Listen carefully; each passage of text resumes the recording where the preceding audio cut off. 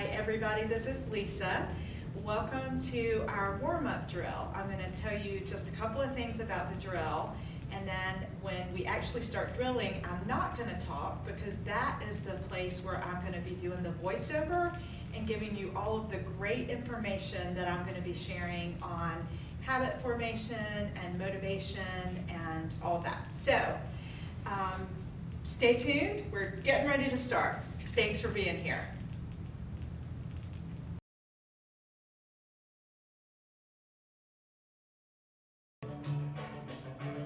Hi, this is Lisa. Welcome to day one of the 30, 30, and 2020 challenge. I am so excited you're here. Hopefully it won't be too weird for me to be talking to you while we're warming up. This was the best way I could think of to include the content about motivation and change and make this a drill challenge. Since the warm-up is the same every day, you'll quickly get used to doing it without needing to pay close attention. The inspiration for this class came from a class I taught at ATS Reunion called Drills and Donuts. This challenge has very similar goals. So my goals for this challenge and for that class were for you to learn realistic drills to help improve isolation for belly dance, to build your strength, for those of you who are ATS dancers to counteract the one-sidedness of ATS. In addition to, or another goal of the building strength is to prevent injury, and then to encourage stretching through proper warm-up and cool down.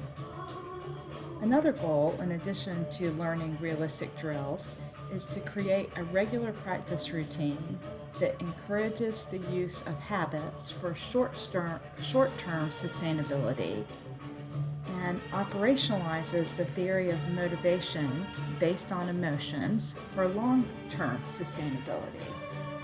If you haven't watched the video with all the theory, make sure to go back and watch this because everything will make more sense if you have. During this challenge, tips will be labeled by habit and motivation. So the habits are the things that are going to encourage us to make the changes in our life and achieve our goals in the short term, so the short-term sustainability. The social emotions, gratitude, pride, the different love emotions that we'll be talking about during the challenge, those are going to provide the motivation for long-term sustainability. The other thing I want to talk about today is setting up SMART goals. And you'll see in your tips for today that they're all about setting goals since this is the first day of our challenge. So SMART stands for specific, measurable, achievable, relevant, and time-bound. And those are all of the things that you want to include in your goals to make sure that your goals are going to be successful. So let's talk a little bit more about the acronym SMART and what each of the letters stands for. So specific is the difference between saying that you want to work on your musicality in the new year as opposed to what would be specific, which would be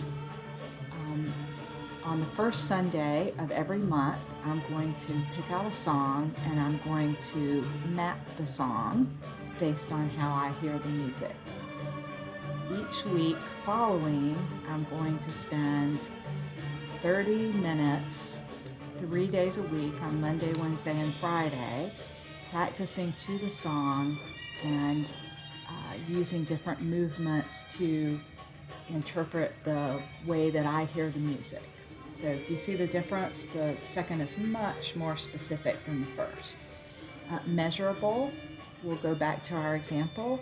You can create a checklist, you can use your calendar to X off dates, but you can tell either you do the song mapping the first Sunday of the month or you don't. So it's very measurable. Either you spend 30 minutes 3 times a week or you don't. So if it's measurable, you can keep track of whether you're doing it or not. Achievable. you have to decide for yourself, is this achievable? What are you going to do when the first Sunday comes and you're traveling? Maybe have a backup plan, and we'll talk some in our habits about if-then plans later on in the drill challenge. So is it manageable for you to actually be able to set aside the time to do this? So is it achievable? The next, is it relative? So we're going to be more successful with goals if they directly impact or benefit us in our life. So if your troop, for example, is working on musicality, and you can bring this stuff into your troop rehearsal, or maybe you're a teacher and you can bring this stuff into your class, the more relevant it is, the more likely we are to follow through with our goals and achieve them. And then, are they time bound? So you want to be specific about the time that you're going to do them and the time that you want to achieve them. So maybe the first time you set up this musicality goal, you are just going to focus on 1 month and seeing if you can do it for 1 month. I recommend starting smaller rather than starting bigger and saying that you're going to do it for 12 months out of a year, because maybe that is not realistic. I'm not sure. So if you start with this musicality goal and decide you're going to do it for 1 month, and then after that you've succeeded, then you maybe can do it 3 months at a time or add on time. So the reason that we try to form our goals in ways that are SMART, to use this acronym, is because there's a lot of research behind forming our goals this way, make us more successful in achieving our goals.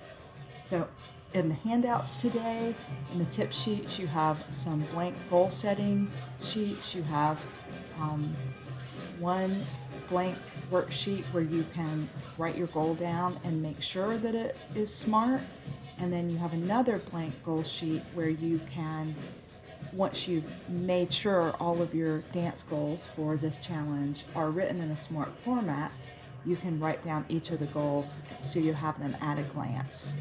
And then I've also included my goals and the way that I've broken them down to be SMART, just in case you need a little bit of extra help. And an example so that you can tell how somebody else has done it. Then the other wonderful thing about this challenge is we have our Facebook group. So absolutely, if you're having a hard time with this, post your goal to the Facebook group and let us help you make it SMART. I used to run nonprofits and do a lot of grant writing. And so making things in this format, making goals in this format is something that I'm super familiar with. And I'm happy to help, as I'm sure other folks in the challenge are.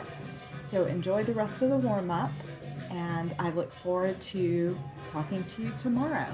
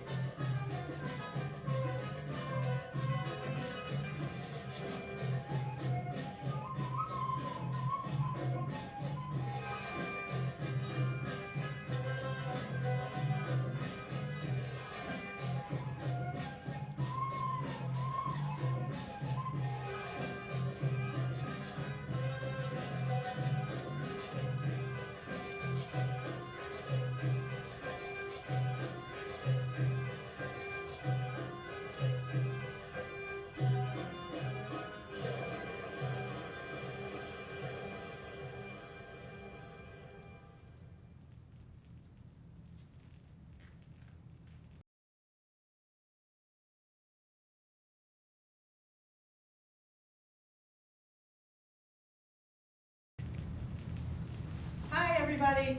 Today is our shimmy drill day, and I actually love shimmy drill day. So in my classes, we work up to a 10-minute non-stop shimmy. And we do that for a number of reasons. We do that to build our endurance and stamina, and also our flexibility with practicing the different shimmies. And the rule is you can shimmy anything. You can shimmy your shoulders, you can shimmy your hips, you can side shimmy, you can walk and shimmy, you can, if you're an ATS dancer, you can Turkish shimmy, you can shimmy anything you want, but we're gonna shimmy for 10 minutes. And then for this drill, after the 10 minutes of shimmying, I'm gonna put on a 5-minute song, and you guys are just gonna follow along behind me. And we'll do like basic 3/4 shimmy, we'll do shoulder shimmy, 4, 5, 6, 7, 8, hip drop, 2, 3, 4, 5, 6, 7, 8. We'll do box step, which is a front lift, back lift, front bump, front, back, back. So we'll just do some basic shimmy stuff, shoulder shimmy, and you guys just follow me, really relaxing. So for the 10-minute shimmy drill, there's a possibility that it will be hard. I mean, you gotta build up to it. So I want to show you floor shimmies because you can start here, or you can do this in the middle if you start getting too tired. So for our floor shimmies, what we're gonna do, can you still see me? Okay, for our floor shimmies, what we're gonna do is we're gonna put our legs out about hip-width apart with our knees pointing up. We're gonna lean back slightly on our hands, and we do that so that it allows us to relax our hamstrings and also our hip flexors. And then we're gonna use our thigh muscles to bring each knee up one at a time. We'll start slow, and then you can build to going faster. You can go slow again, but this is a great way to build up your strength in your legs, to give yourself maybe not quite as intense of a experience, but it also can help even out your shimmies. Like I have, my right side is stronger than my left side, and so my left shimmy is not as pronounced. So this is a drill that can help with that too. But I wanted to show you before I turned the music on and we started drilling, because at any time you can, this counts as your 10-minute shimmy. You can get on the floor and do floor shimmies. So, great, thanks.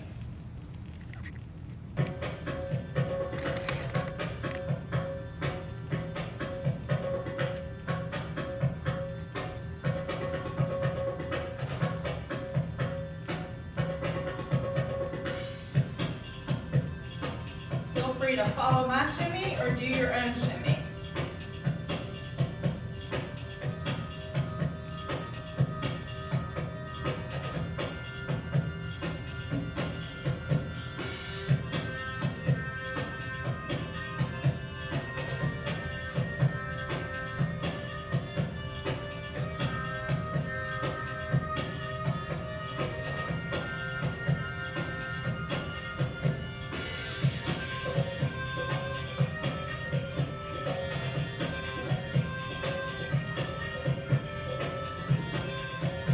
To layer a slide if you want, or really anything you want.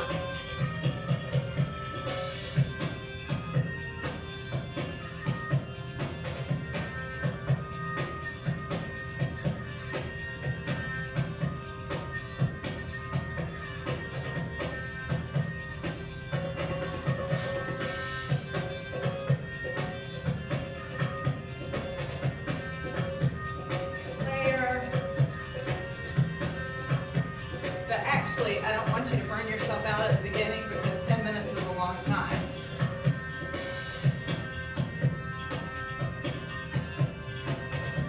Walk if you want.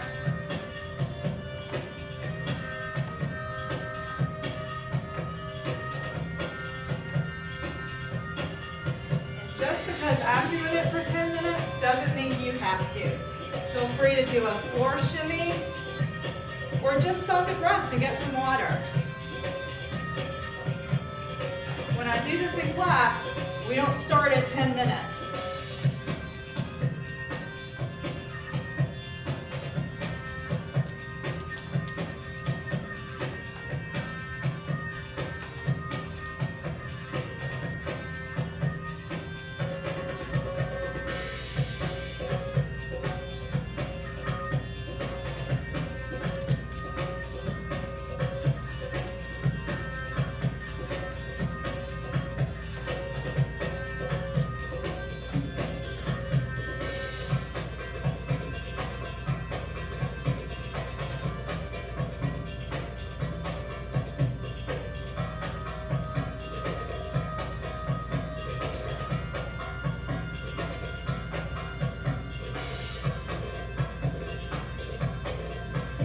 Done it for 3 minutes. That's really good.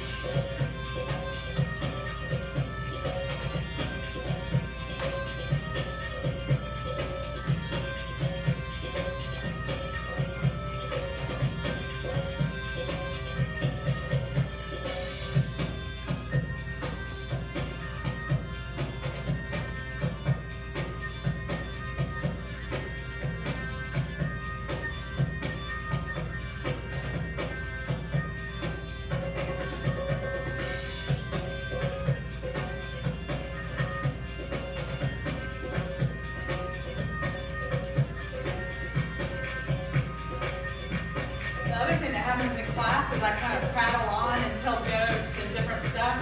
But since you guys have to shimmy with me more than one time, it wouldn't be funny after the first or second time hearing the same joke. So I'm not going to tell any jokes. 30 seconds and we're halfway there.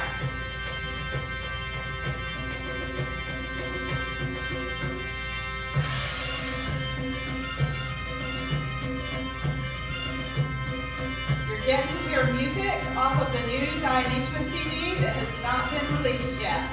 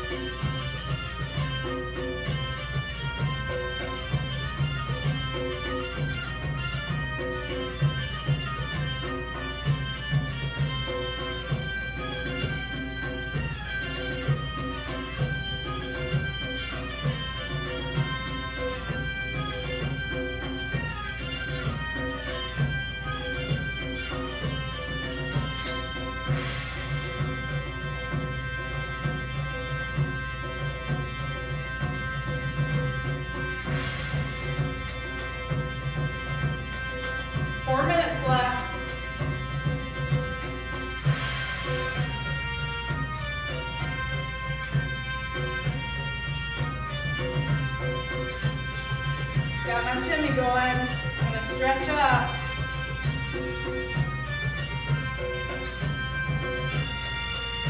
Do some shoulder rolls.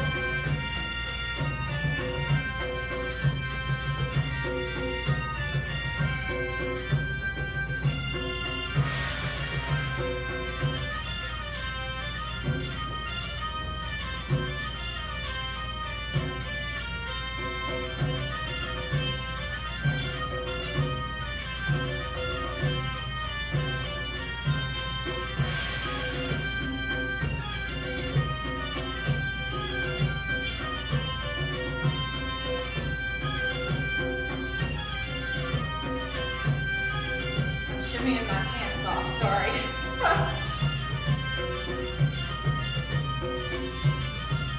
Hey, 3 minutes.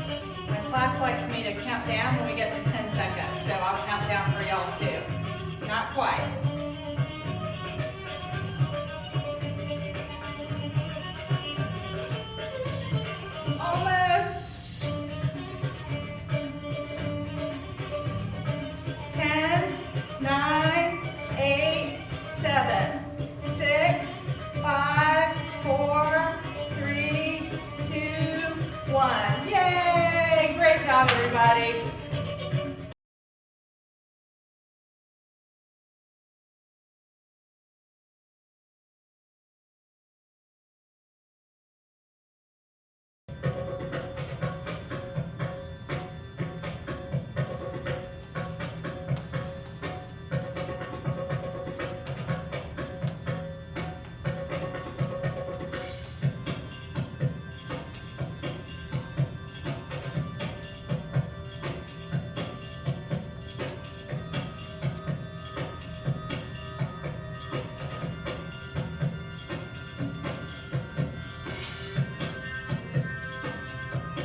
We're gonna half turn it.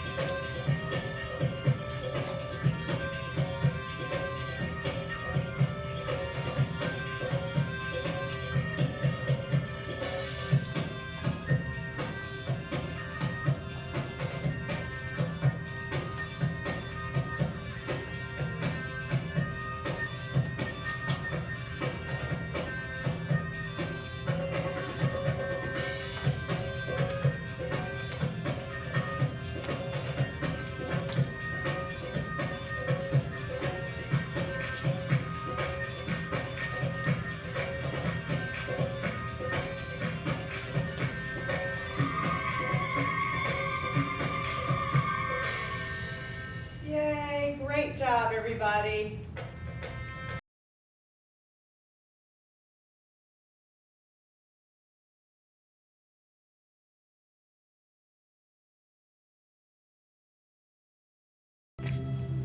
Great job, everybody. Let's cool down.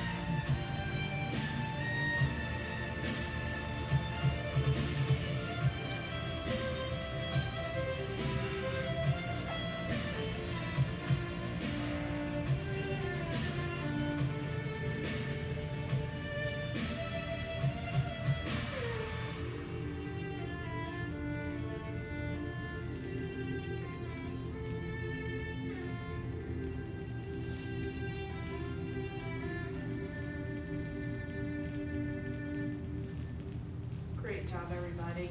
Big hug from me, and see you tomorrow.